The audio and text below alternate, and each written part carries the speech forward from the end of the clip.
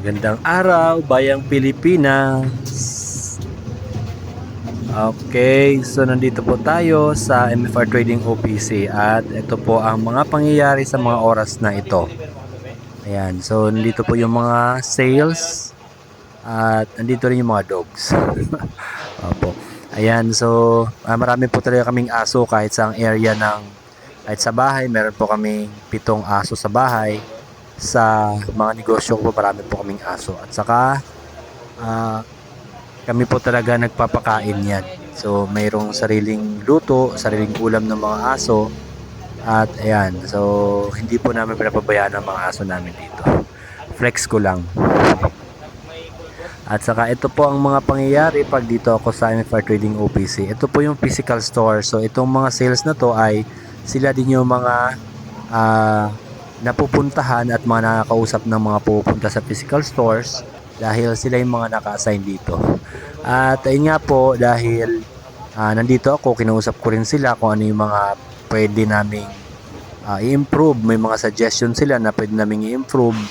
Ay tinanong ko na rin sila, pero everyday ko naman po yan ginagawa. At everyday kasi talaga kailangan may feedback sa akin para at least kahit paano hindi natatambakan at mapaghahandaan namin yung mga improvement kung meron man.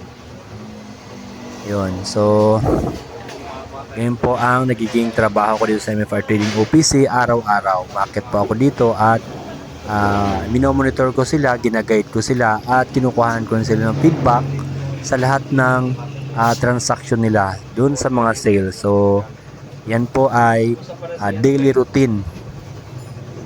Opo, hindi ko po yan sila pinapabayaan. So napuntahan ko talaga yan sila, kinakamusta ko sila at pag may mga complain or may mga suggestion sila ay natatanggap ko kaagad, nakakarating kaagad sa akin dahil nag-uusap po kami araw-araw. So minsan may mga time na hindi ako pupunta dyan dahil sa sobrang busy at may mga inasikaso na akong problema, pero tinatawagan ko po sila, min-mention ko sila sa group namin at tinatanong ko rin sila kung ano yung mga dapat naming pag-usapan. May mga kailangan gawin na hindi ko nagawa ay doon ko po ginagawa sa group.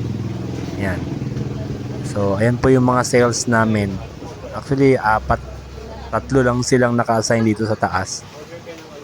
At yung iba namin kasing sales ay doon sa office sa 353 ang location nila. Pwede rin po silang puntahan ng mga client doon. Kasi meron po kami doon na accommodation, may clinic po doon. Pwedeng mag-usap yung customers at saka yung sales namin doon mismo kung may mga concern po sila, or pwede rin po umakyat yung sales dito sa taas. Pero minsan mas gusto kasi na doon na lang kasi medyo malayo-layo rin. Hindi na umakyat yung mga sales dito at doon na lang nila kinakausap yung mga pumupunta nilang customers. So ayun. So dalawang setup ng sales ng MFR Trading OPC, ang sales sa physical store at ang online sales po namin. So ayan. Message lang po kayo sa page namin at sasagutin po kayo ng mga sales namin na may hawak ng page. So lahat po ng materials meron po ang MFR Trading OPC. Ayan, at mabilis po kami mag-deliver kasi marami po kami mga trucks. Ayan, dun nga po pala sa mga nagsimulang magnegosyo tulad nung hardware, ito, isa lang po kasi sa mga negosyo ko ito, ay kung gusto niyo pong matuto or magpaturo, konting guide, mag-guide ko po kayo or mabibigyan ko po kayo ng advice. So comment lang po kayo. Magandang araw, Bayang Pilipinas.